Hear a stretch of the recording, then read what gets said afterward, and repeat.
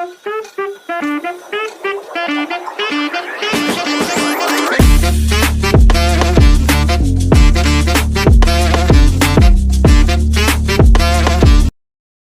राधे दोस्तों, कैसे हो आप लोग। उम्मीद कर रहा हूँ बहुत बढ़िया और शानदार होंगे।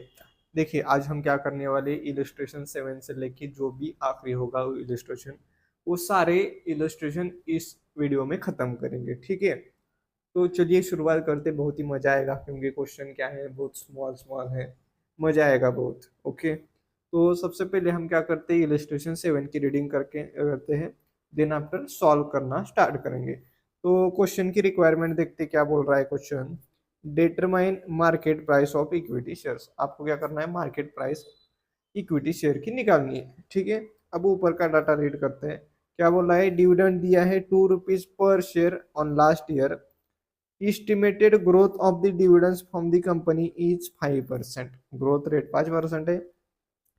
Determine estimated market price of the equity shares. If estimated growth rate of dividend raises to 8% and fall to 3%, क्या बोला है, आपको ना क्या करना है, मार्केट प्राइस निकालना है। कब, अगर ग्रोथ रेट 8% है, क्या बोला 8% है, और दूसरा अगर ग्रोथ रेट 3% है। अब आपको ऐसा कैसे समझा कि यार ये 8% बोल रहा है, ऐसा भी बोल सकता है कि 8% से बड़ा नहीं। क्यों, क्योंकि क्या बोल रहा है पता है आपको, ना एक चीज बताता हूँ, बहुत ही मजेदार है। ओके, इसको मैं अलग कलर से भी हाईलाइट करूंगा। बात बहुत छोटी है बट बताना बहुत जरूरी है। यहाँ क्या बोला है, रेजेस टू 8%। टू बोला है, टू यानी कि जितना बोला है उतना। अगर यहाँ बाय बोलता तो हम क्या करते, 8% से बढ़ाते, बट यहाँ क्या बोला है, टू यानी कि 8% ग्रोथ रेट है। ठीक है, यहाँ भी क्या बोला है, 5 फॉल्स टू 3% यानी कि 3% है। अगर फॉल्स बाय 3% बोलता, अगर बाय बोलता तो हम क्या करते, 3% से घटाते। ओके, ये बात याद रखना। उसके बाद क्या बोला है, find out present market price of the shares given that required rate of return on equity is 15%। क्या बोला है कि जो कॉस्ट ऑफ इक्विटी है वो 15% है, इतना बोला। मतलब हम यहाँ 3 आंसर बनाएंगे। क्या क्या, मार्केट प्राइस जब ग्रोथ रेट कितनी है, 5% है। इसे भी अलग से करता हूँ, जब ग्रोथ रेट 5% है, जब ग्रोथ रेट 8% है, और ग्रोथ रेट 3% है। मतलब 3 आंसर बनाना पड़ेगा। ओके, अब ना आप ये मुझे बताइए कि यहाँ फॉर्मूला कौन सा यूज करें, फॉर्मूला कौन सा यूज करें। देखिए यहाँ ना आपको ना जो गोल्डन ग्रोथ मॉडल का फॉर्मूला होता है ना, वो यूज करना पड़ेगा। तो ग्रोथ मॉडल फॉर्मूला क्यों यूज करना पड़ेगा, क्योंकि यहाँ क्या है, mention growth in question, question में ग्रोथ का मेंशन किया है, तो उसी कारण हमें ना गोल्डन ग्रोथ मॉडल मैट्रिक्स का फॉर्मूला यूज करना पड़ेगा। ओके, वो फॉर्मूला यूज करके हम आराम से आंसर बनाएंगे और आराम से आंसर आपका बन जाएगा। ठीक है, अब सॉल्व करना start. Competition of market price using Gordon's growth formula। Okay, अब इसका फॉर्मूला क्या होता है, P0 D0 ब्रैकेट में 1 plus growth rate divide by के माइनस ग्रोथ रेट, ये इसका फॉर्मूला होता है। ओके, D0 मतलब डिविडेंड। अब हमारे पास क्या है, सबसे पहला है ग्रोथ रेट कितनी है, 5% है, तो इससे निकालते। तो P0 हमें निकालना है, डिविडेंड कितना बोला है, 2 रुपीज़ पर शेयर, तो 2 रुपीज़। 1 प्लस जी कितना बोला है, 5% यानी कि 0.05 डिवाइड बाय के कितना बोला है, 15% यानी कि 0.15 माइनस ग्रोथ रेट 5% यानी कि 0.05। अब सॉल्व करो इसे।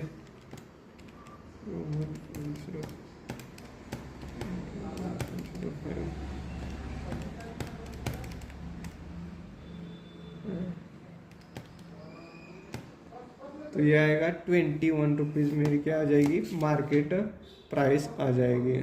ओके, अब सेकंड क्या बोला है, अगर ग्रोथ रेट मेरी कितनी है 8% है तब निकालो। तो same formula P0 is equal to dividend 2 rupees 1 plus growth rate 8% divide by KE 15% minus growth rate 8%। Okay, अब सॉल्व करो इसे। तो ऊपर आ जाएगा 2.16 डिवाइड बाय नीचे आ जाएगा 0.07। तो यह आ जाएगा 30.85 रुपीज़ मेरी मार्केट प्राइस आ जाएगी। अब लास्ट क्या बोला है, अगर आपकी ग्रोथ रेट कितनी है 3% है तब निकालो। तो same formula P0 is equal to dividend 2 rupees 1 plus growth rate 3%, cost of equity 15%, growth rate 3%। Okay, solve करो फिर। तो नीचे आ जाएगा 0.12, ऊपर आ जाएगा 2.06 और सॉल्व करने पर हमारी मार्केट प्राइस आ जाएगी 17.16 रुपीज़ आ जाएगी। ओके, हाँ करेक्ट है, एक बार मैं चेक करता हूँ आंसर। हाँ करेक्ट है, ठीक है। इसी तरह से हमारा इलस्ट्रेशन 7 भी खत्म हो चुका है। अब आगे बढ़ेंगे, इलस्ट्रेशन 8 सॉल्व करना स्टार्ट करते हैं। उससे पहले हम रीडिंग करेंगे। तो सबसे पहले क्वेश्चन की रिक्वायरमेंट देखते हैं, क्वेश्चन क्या निकालने के लिए बोल रहा है। तो यहाँ देखो यहाँ क्या बोल रहा है, compute market price shares at the end of the year if dividend not declared और डिविडेंड डिक्लेयर। आपको क्या करना है, मार्केट प्राइस निकालना है।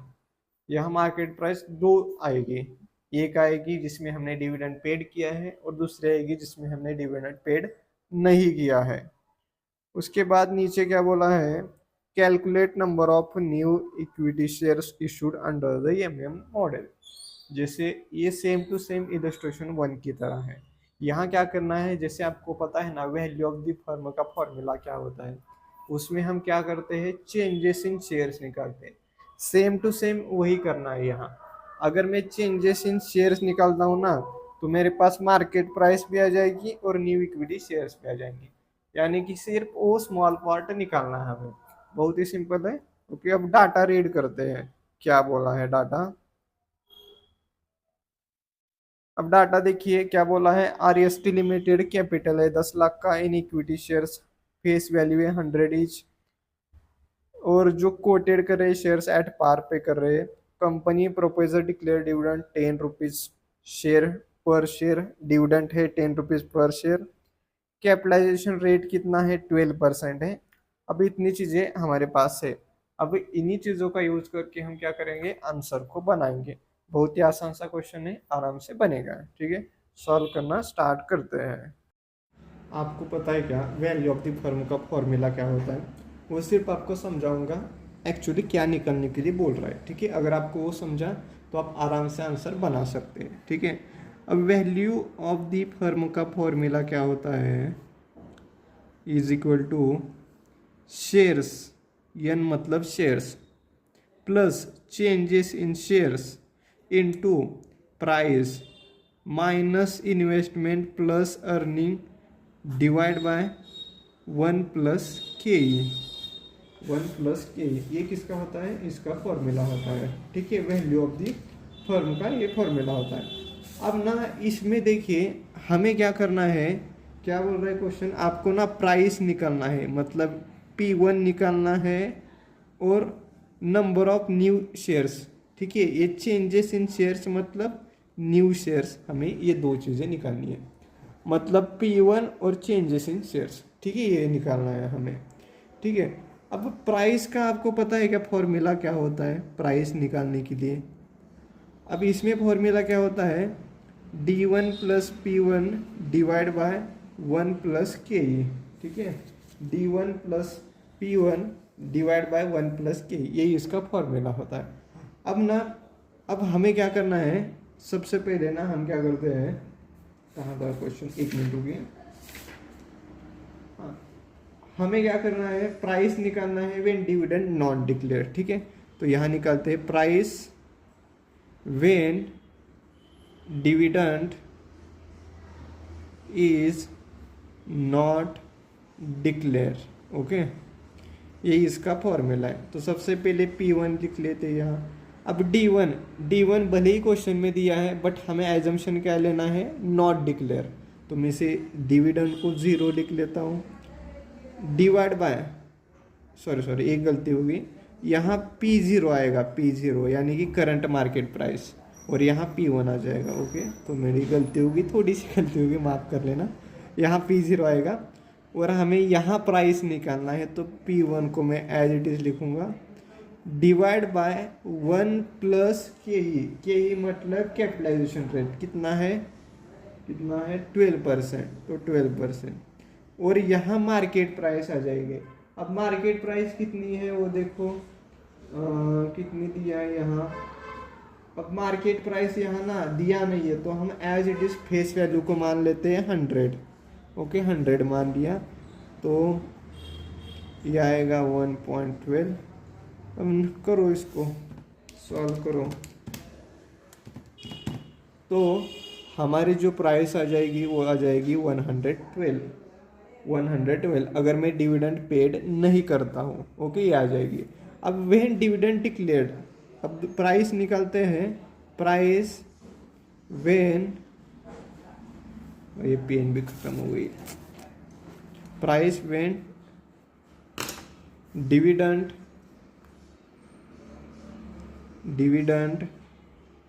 Is declared. Okay, declared formula क्या होता है, P0 is equal to P1 plus D1 divide by 1+K। अब P0 यानी कि करंट मार्केट प्राइस कितनी है, 100। P1 हमें निकालना है, D1 हम डिविडेंड कितना पेड कर रहे हैं, 10 रुपीज़ पर शेयर, तो 10 डिवाइड बाय 1+ कैपिटलाइजेशन रेट है 12%। अब इसको सॉल्व करो तो देखो कितना आता है, तो ये आता है 102 रुपीज़ अगर मैं डिविडेंड पेड करता हूँ तो। ओके, ये आ जाती है। ठीक है, मतलब दो प्राइस हमने निकाली, व्हेन डिविडेंड नॉट डिक्लेयर और डिविडेंड डिक्लेयर। ओके, अब क्या करते हैं, क्या बोला है, न्यू शेयर्स निकालते हैं। ठीक है, अब यहाँ करते हैं computation of new shares issue. ठीक है, अब सबसे पहले देखिए, when dividend not declared. Okay, dividend declare नहीं किया था। अब कैसे निकालेंगे, सबसे पहले क्या करेंगे, अर्निंग लिखेंगे, अर्निंग। ओके, अर्निंग हमारे पास कितनी है, अर्निंग नेट प्रॉफिट दिया है देखो 5 लाख का, तो 5 लाख का नेट प्रॉफिट लिखो यहाँ। उसके बाद हम क्या करेंगे, डिविडेंड माइनस करेंगे। ओके, अब यहाँ मैं 0 करता हूँ, क्यों, क्योंकि हमें एजम से लेना है कि हम डिविडेंड पेड नहीं कर रहे, तो यह आ जाएगा 5 लाख का earning available for equity share holder. अब ये आ गया ना। अब मुझे इन्वेस्टमेंट करना है, इन्वेस्टमेंट कितना करना है, मुझे इन्वेस्टमेंट करना है 10 लाख का, 10 लाख का इन्वेस्टमेंट करना है, बट मेरे पास 5 ही लाख है। मतलब मुझको और कितनी अमाउंट चाहिए, फंड्स रिक्वायर्ड कितना चाहिए, 10 लाख माइनस 5 लाख। अगर मेरे पास और 5 लाख आ जाते हैं तभी जाके मैं इन्वेस्ट कर सकता हूँ। तो यहाँ हम new equity shares is equal to funds require 5 lakh divide by price कितनी है, व्हेन डिविडेंड नॉट डिक्लेयर 112, तो 112 करो तो आ जाएगी हमारे न्यू इक्विटी शेयर्स, वो आ जाएंगे 4464। ओके, इतने शेयर्स हमें न्यू इशू करना पड़ेगा। ओके, अब कैलकुलेट करते हैं क्या, अब कैलकुलेट करते हैं computation of new shares, computation of new shares when dividend is declared. Okay, declared. अब सबसे पहले आएगा नेट प्रॉफिट। अब नेट प्रॉफिट यानी कि अर्निंग, नहीं अर्निंग लिखो, अर्निंग। अर्निंग मेरे पास कितनी है, 5 लाख है। और डिविडेंड, अब डिविडेंड कितना देना है हमें, डिविडेंड देना है 10 रुपीज़ पर शेयर। तो मेरे पास कितने शेयर्स है, 10 लाख का इक्विटी कैपिटल है, तो डिवाइड बाय फेस वैल्यू 100 करो, तो मेरे पास 10,000 इक्विटी शेयर्स है, उस पर 10 रुपीज़ पर शेयर डिविडेंड यानी कि 1 लाख रुपीज़ का मुझे डिविडेंड देना पड़ेगा। तो जो earning available for equity share holder आ जाएगी 4 लाख। अब मुझे इन्वेस्ट कितना करना है, इन्वेस्ट करना है 10 लाख रुपीज़, 10 लाख। ओके, तो मुझको फंड्स कितना रिक्वायर है, अभी भी funds require 10 lakh minus 4 lakh, तो मुझको और 6 लाख चाहिए, तभी जाके मैं इन्वेस्ट कर सकता हूँ, अदरवाइज मैं इन्वेस्ट नहीं कर सकता। तो यहाँ लिखो new equity shares, new shares कितना, 6 लाख माइनस प्राइस। अब यहाँ प्राइस कितनी है देखो, व्हेन डिविडेंड डिक्लेयर्ड प्राइस है 102, तो 102 से डिवाइड करो, अब देखो कितना आता है आंसर, तो यह आता है 5882 शेयर्स। इतने हमें नए शेयर्स इशू करना पड़ेगा। ठीक है, एक बार मैं आंसर चेक करता हूँ, हाँ करेक्ट है। और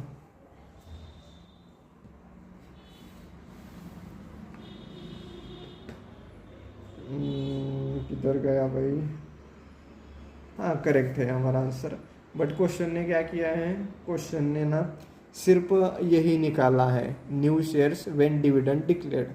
हमने क्या है, दोनों भी निकाला है, नए शेयर्स व्हेन डिविडेंड डिक्लेयर्ड और व्हेन डिविडेंड नॉट डिक्लेयर्ड, मतलब दोनों हमने निकाल लिया। कोई बात नहीं, अच्छा सा हमने बना लिया है। ठीक है, अब आगे बढ़ेंगे, इलस्ट्रेशन 9 सॉल्व करना स्टार्ट करते हैं। उससे पहले रीडिंग करते हैं, देखते हैं एक्चुअल क्वेश्चन की रिक्वायरमेंट क्या है। तो सबसे पहले नीचे जाओ और देखो क्या बोला है, मार्केट प्राइस कैलकुलेट करना है as per the Walters model, formula use करके मार्केट प्राइस कैलकुलेट करेंगे। सेकेंड चीज क्या बोला है, optimum dividend pay out ratio according to the Walters model and market value of the company share at that pay out ratio. आप ना कितना dividend paid कर सकते हैं वो निकालना है, उसके बाद उस पर आपको ना मार्केट प्राइस निकालना है। ठीक है, अगर आप डिविडेंड पेड कर सकते तो मार्केट प्राइस निकालो, नहीं पेड कर सकते तभी भी मार्केट प्राइस निकालो। ठीक है, ऐसा बोल रहा है। अब डाटा रीड करते हैं, क्या बोल रहा है डाटा, डाटा क्या है देखिए, अर्निंग ऑफ द कंपनी कितनी है, 5 लाख है, डिविडेंड कितना दे रहे हैं 60%, यानी कि हम रिटेन कितने कर रहे हैं, 40% रिटेन कर रहे हैं, मतलब 40% रख रहे हैं खुद के पास और 60% डिस्ट्रीब्यूट कर रहे हो शेयर होल्डर को। नंबर ऑफ शेयर्स कितने हैं, 1 लाख रुपीज है।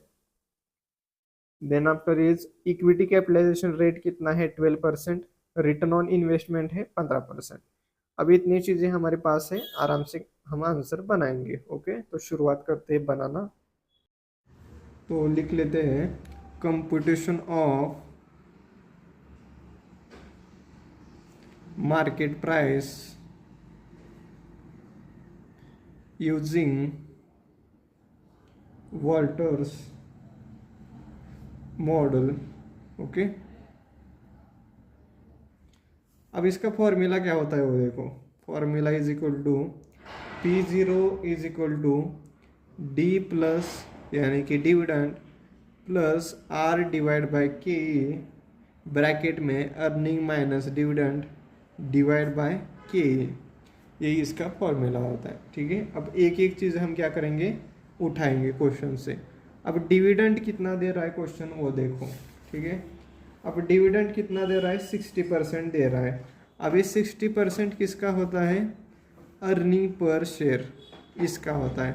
अब मेरे पास अर्निंग पर शेयर है क्या, नहीं है, तो कैलकुलेट कैसे करेंगे। देखिए अर्निंग पर शेयर कैसा होता है, earning of the company, earning of the company divide by shares, यानी कि अर्निंग पर शेयर आ जाएगी। तो मेरे पास नंबर ऑफ शेयर्स, अब मेरे पास नंबर ऑफ शेयर्स कितने हैं, 1,00,000 रुपीज़ की शेयर्स हैं, ओके।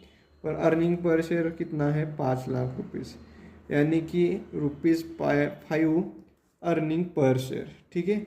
तो यहाँ मैं लिख लेता हूँ 60% ऑफ 5, यानी कि कितनी आ जाएगी, ₹5 का 60%, जो कि आएगा ₹3 per share dividend, okay. Second चीज़ रिटर्न ऑन इन्वेस्टमेंट, आर मतलब रिटर्न ऑन इन्वेस्टमेंट कितना है, 15% है। उसके बाद के यानी कैपिटलाइजेशन रेट कितना है, इक्विटी कैपिटलाइजेशन रेट 12% है।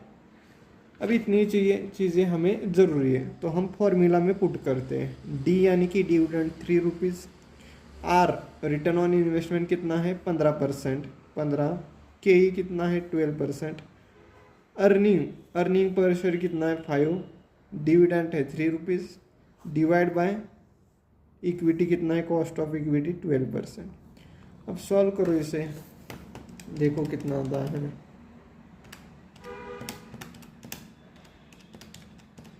तो ये आ रहा है ₹45.83, इतना आ रहा है, ठीक है।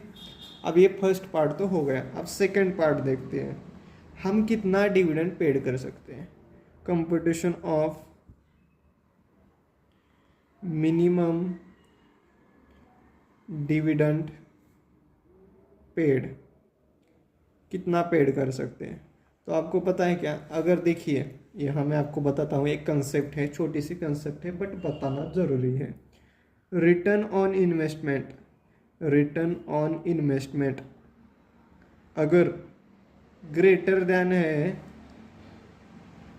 इक्विटी कैपिटलाइजेशन रेट से, इक्विटी कैपिटलाइजेशन रेट से ग्रेटर है, तब क्या करेंगे, डिविडेंड पेड नहीं करेंगे, डिविडेंड पेड नहीं करेंगे, ओके। अगर return on investment, return on investment less than है equity capitalisation rate, less than equity capitalisation rate से लेस देन है, तब क्या करेंगे, डिविडेंड पेड करेंगे, ठीक है। ये कंसेप्ट है। अब इस क्वेश्चन में देखते हैं, रिटर्न ऑन इन्वेस्टमेंट हमारा कितना है, 15% है, और इक्विटी कैपिटलाइजेशन रेट कितना है, 12% है, मतलब ग्रेटर है रिटर्न ऑन इन्वेस्टमेंट। तब हम डिविडेंड कितना पेड करेंगे, डिविडेंड पेड करेंगे नील, ठीक है। तो यहाँ लिखेंगे in this question, in this question return on investment, return on investment is greater than equity capitalization rate, equity capitalization rate, so dividend will be zero आएगा, ओके। अब हमें क्या करना है, हम डिविडेंड कितना पेड कर रहे हैं, 0, ठीक है, 0। अब मार्केट प्राइस निकालना है जब हम डिविडेंड 0 पेड कर रहे हैं, ठीक है। तो मार्केट प्राइस का फॉर्मूला क्या है, वही ऊपर का फॉर्मूला, कौन सा, P0 = D+R divide by KE, bracket में earning minus dividend divide by KE। अब यहाँ हम डिविडेंड कितना पेड कर रहे हैं, 0। रिटर्न ऑन इन्वेस्टमेंट कितना है, return on investment, return on investment कितना है भाई, 15%। कॉस्ट ऑफ इक्विटी कितना है, 12%। अर्निंग पर शेयर कितनी है, अर्निंग पर शेयर ₹5, और डिविडेंड कितना है, 0 डिवाइड बाय के 15, के कितना है, कॉस्ट ऑफ इक्विटी 12%। तो सॉल्व करो, यहाँ हम डिविडेंड 0 पेड कर रहे हैं। ओके, वो बात याद रखना। तो यह आ जाएगा 52.08। ओके, यहाँ हम डिविडेंड 0 पेड कर रहे हैं। ठीक है, अगर हम डिविडेंड 0 पेड करते हैं तो मार्केट प्राइस आ जाएगी 52.08। अगर हम डिविडेंड पेड करते हैं 3 रुपीज़ तो मार्केट प्राइस आ जाएगी 40.83। ओके, इसी तरह से इलस्ट्रेशन 9 भी खत्म हो चुका है। अब आगे बढ़ेंगे, इलस्ट्रेशन 10 सॉल्व करना स्टार्ट करते हैं। उससे पहले रीडिंग करेंगे। क्या बोला है, कैलकुलेट प्राइस निकालना है शेयर्स के using Gordon's model. Gordon's model का फॉर्मूला यूज करके हम प्राइस निकालेंगे। ठीक है, अब डाटा क्या क्या दिया है देखिए। अब यहाँ ना डाटा क्या क्या दिया है वो रीड करते हैं। यहाँ क्या बोला है देखिए, 3 फर्म्स है। यहाँ क्या बोला है, 3 फर्म है, 3 फर्म्स। ठीक है, उनका नाम क्या है, ग्रोथ फर्म, नॉर्मल फर्म और डिक्लाइन फर्म, ऐसे 3 फर्म है। यहाँ आप कंफ्यूज मत होना कि यहाँ ना ग्रोथ फर्म मतलब यहाँ ग्रोथ नहीं दिया है, यहाँ क्या है, ग्रोथ फर्म का नाम है। फर्म का नाम क्या है, ग्रोथ फर्म। ठीक है, सेकंड क्या है, नॉर्मल फर्म एंड थर्ड है डिक्लाइन फर्म। मतलब इस क्वेश्चन में देखिए ग्रोथ का कहाँ भी जिक्र किया नहीं है। ठीक है, ग्रोथ का जिक्र किया नहीं है, तब हम क्या करेंगे, जो डिविडेंड पे आउट वाला रेशो होता है ना, गॉर्डन का जो डिविडेंड पे आउट रेशो होता है वो यूज करेंगे, ग्रोथ वाला यूज नहीं करेंगे, दूसरा फॉर्मूला यूज करेंगे। ठीक है, अब यहाँ रेट ऑफ इन्वेस्टमेंट रिटर्न क्या बोला है, rate of return on retain earning, यानी कि क्या है, रिटर्न ऑन इन्वेस्टमेंट दिया है, कॉस्ट ऑफ कैपिटल दिया है, अर्निंग पर शेयर दिया है, रिटेन अर्निंग दिया है, डिविडेंड पे आउट कितना डिविडेंड पे कर रहे हैं वो दिया है। ठीक है, वो दिया है, यानी कि 1 - b। ठीक है, 1 - b मतलब डिविडेंड पे आउट, वो दिया है। तो हम क्या करेंगे, प्राइस निकालेंगे तीनों फर्म की। ठीक है, तीनों फर्म की प्राइस निकालेंगे यूजिंग द फॉर्मूला। तो सॉल्व करना स्टार्ट करते हैं।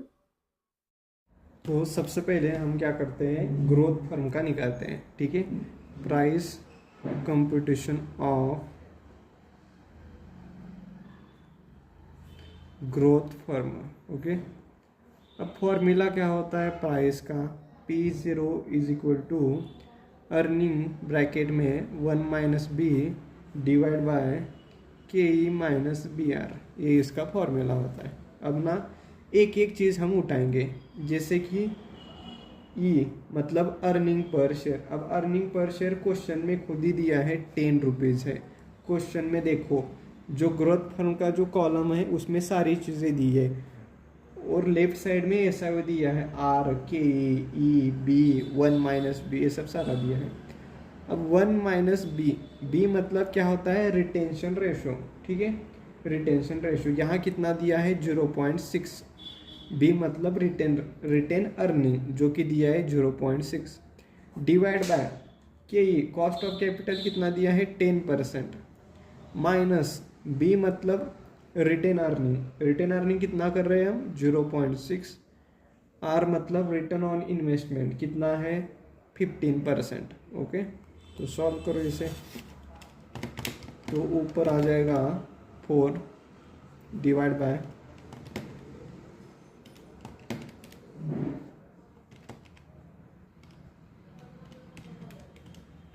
Divide by 0.01। अब इसको सॉल्व करो तो ये आ जाएगा 400 रुपीज़ मार्केट प्राइस आ जाएगी।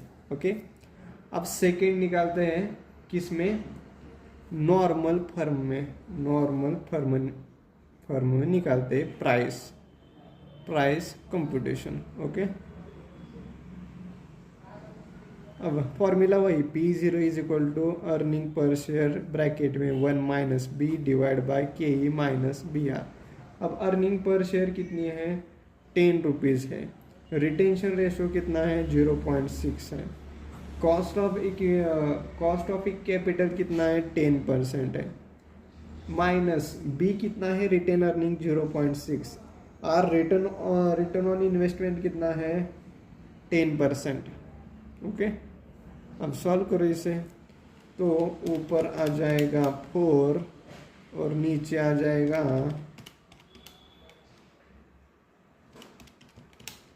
0.04, तो इसे सॉल्व करो। सॉल्व करने पर ये आ जाएगा 100 रुपीज़। ओके, अब थर्ड में हम किस में निकालेंगे? डिक्लाइनिंग फर्म में। अब डिक्लाइनिंग फर्म में कैसे निकालते हैं? वही P0 is equal to earning per share bracket में 1 minus B divide by K minus B R. अब अर्निंग पर शेयर कितनी है? अर्निंग पर शेयर है 10 rupees. 1 minus B retain earning कितनी है? 0.6। के कॉस्ट ऑफ कैपिटल कितना है? 0.10 माइनस बी मतलब क्या है? रिटेन अर्निंग कितनी है? 0.6। आर रिटर्न ऑन इन्वेस्टमेंट कितना है? 8%। अब इसे सॉल्व करो तो ऊपर आ जाएगा 4 डिवाइड बाय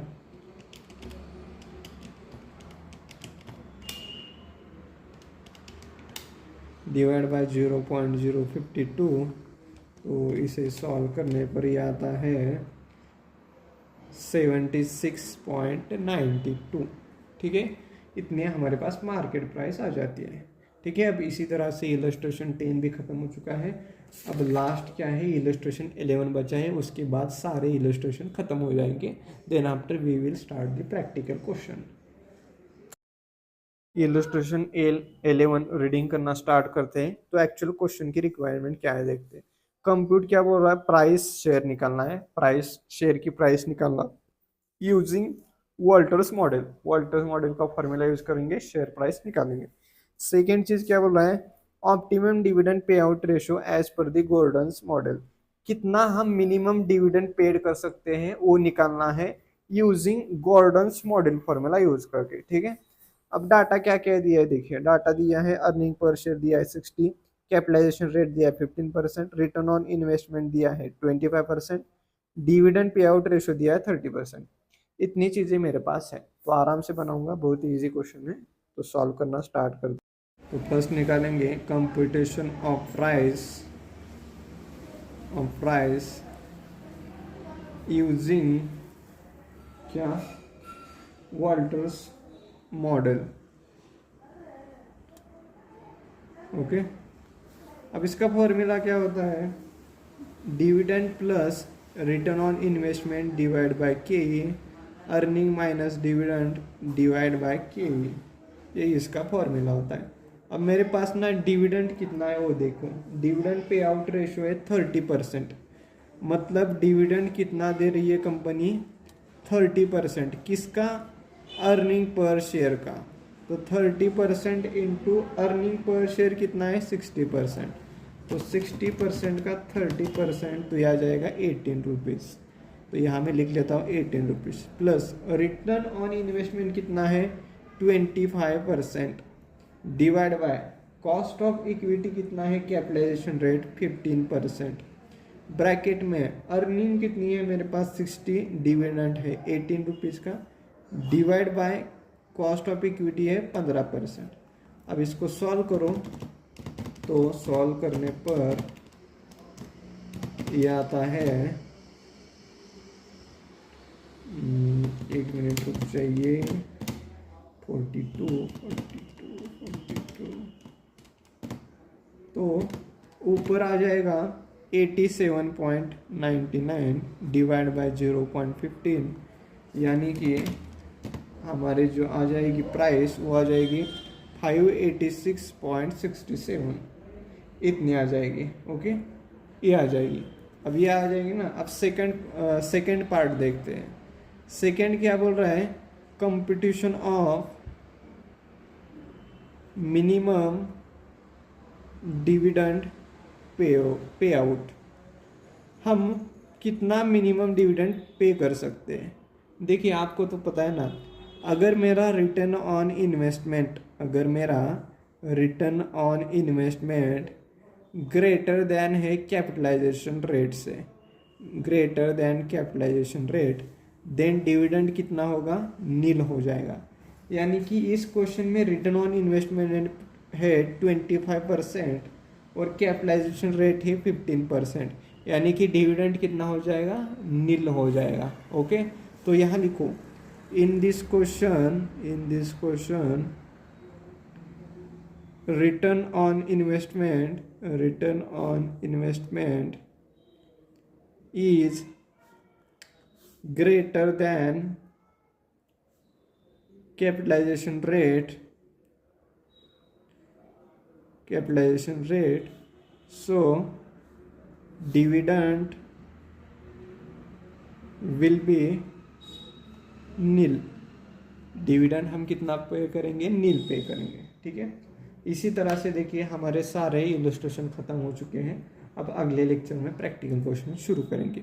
अगर आपको वीडियो पसंद आता है तो लाइक शेयर सब्सक्राइब जरूर कीजिए और कमेंट में अपना रिव्यू बताइए, ठीक है। क्योंकि बहुत मेहनत लगती है बनाने के लिए, पहले सीखना पड़ता है, उसके बाद सिखाना पड़ता है, प्लस स्टडी भी करनी पड़ती है सीए इंटर ग्रुप 2 की, तो इतनी बहुत सारी चीज़ें हैं, ठीक है। तो तब तक के लिए पढ़ाई करते रहिए। जय हिंद, जय भारत, जय महाराष्ट्र।